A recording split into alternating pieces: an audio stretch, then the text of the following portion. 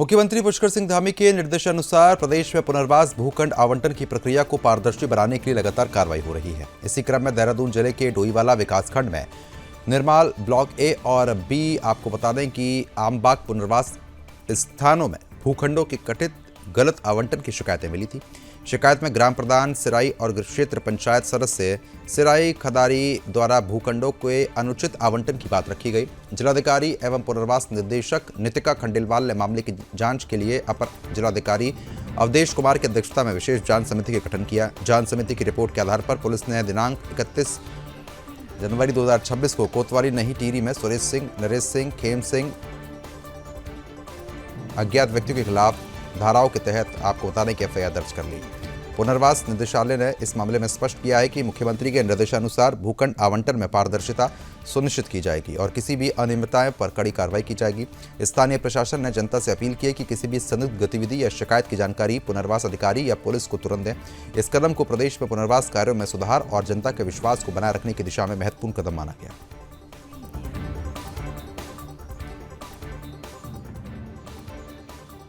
हमारे द्वारा हमारे पास शिकायत आई जिसमें कुछ लोगों ने बताया गया कि वहाँ नीचे हमारे ऋषिकेश में जहाँ पुनर्वास के कुछ पहले भूखंड आवंटन हुए तो वहाँ पे कुछ लैंड जो थी वो एमार्क रखी गई थी कम्युनिटी के लिए, कम्युनिटी एसेट्स के लिए, बट वहाँ पे भी उन्होंने बताया कि भूखंड आवंटन हो गए हैं जो कि गलत है। तो हमने फिर उसकी पत्रावलियाँ चेक करवाई और उस पर एक जांच समिति गठित करी।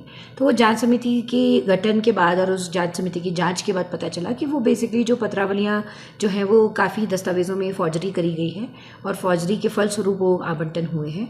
तो उस फॉर्जरी के लिए जो कि विभागीय अधिकारियों द्वारा तत्समय करी गई हैं उसके विरुद्ध हम लोगों ने एफआईआर दर्ज कराई है, क्योंकि दस्तावेज़ों के साथ काफ़ी छेड़छाड़ हुई है और गलत तरीके से दस्तावेज क्रिएट किए हैं। तो उस पर एक एफआईआर हुई है। तो आई थिंक एफआईआर में जो भी जांच होगी, जो भी संबंधित जिन्होंने इस तरीके की फ्रॉडरी करी है उनके विरुद्ध कार्रवाई होगी। खटीमा में बुधवार 4 फरवरी को संपन्न हुए उद्योग व्यापार मंडल चुनाव की देर शाम हुई मतगणना के दौरान काउंटिंग गड़बड़ी पर प्रत्याशियों के बीच भारी हंगामा हुआ। इसको लेकर कांग्रेस विधायक भुवन चंद्र ने आज प्रेस वार्ता में जानकारी देते हुए बताया कि भाजपा अपने प्रत्याशी को हारता देख कुछ नेताओं एवं समर्थकों के द्वारा मतगणना स्थल पर हंगामा शुरू कर दिया गया था। बता रहे हैं कि रवीश भटनागर व्यापारी मंडल अध्यक्ष प्रत्याशी भाजपा ने मीडिया को बताया कि खटीमा की सीमा के बाहर के लोगों के आकर फर्जी वोटिंग द्वारा उनके द्वारा कराई गई।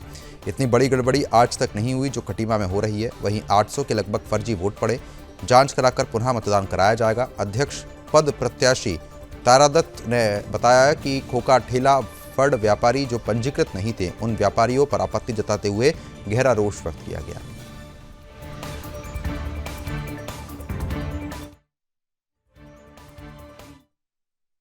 चिटफंड सोसाइटी रजिस्ट्रार देहरादून को सीधे निर्देशित किया, एक आदेश पारित किया कि जो इसमें आपत्ति जो आवेदन पीआईआर में की गई है, प्रार्थना पत्र में दिया गया है, इस पर आप जांच करें। हमारा उसमें सीधा यह न्यायालय में प्रार्थना रही कि जो सदस्य होने थे, सदस्यों का जो एक निर्धारण है उसके तहत ये नहीं बनाए गए। खोखा ठेला फड़ वाले कोई इसके सदस्य नहीं बन सकते।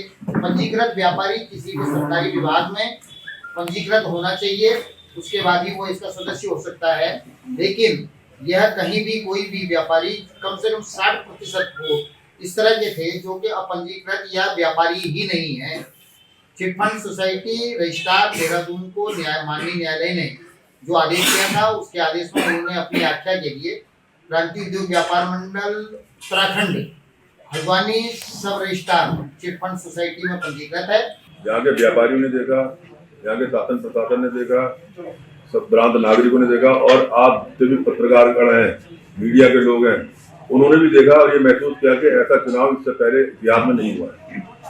अपद्रव का माहौल था, भेड़ चाल थी, भीड़ थी और अव्यवस्थाएं फैली हुई थी, फर्जी वोटिंग, संभ्रांत व्यापारी को चुनाव में रिक्शा टुकटुक वाले, फेड़ी वाले, फड़ वाले और पता नहीं कहाँ मजदूर कई पकड़े गए, हमारे लोग भगाए गए वहां से। ऐसे लोग खटीमा की सीमा से बाहर के लोगों ने